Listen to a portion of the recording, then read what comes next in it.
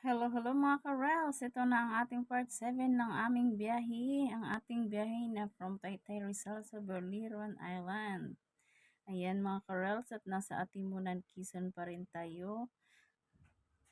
Ayan at ayan yung daan ng seaside ng Atimunan, Quezon. Maganda naman yung daan, diba? Ayan, na parang nag-widening. Nire-refer pa para lumaki pa siya at talagang lumapad pa. Ayan oh. Napakagandang seaside ng Atimunan, Quezon.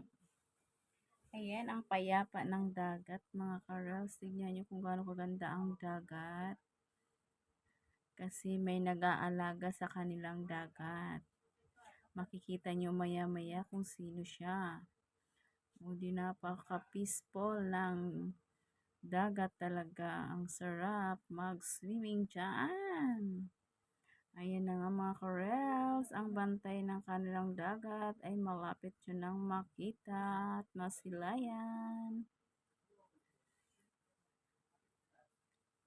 Ang ganda ng araw. Ayan na siya mga karels. Ayan, nakita nyo yung nasa bato na yan. Yan yung bantay ng kanilang dagat. Kita nyo naman. Thank you for watching.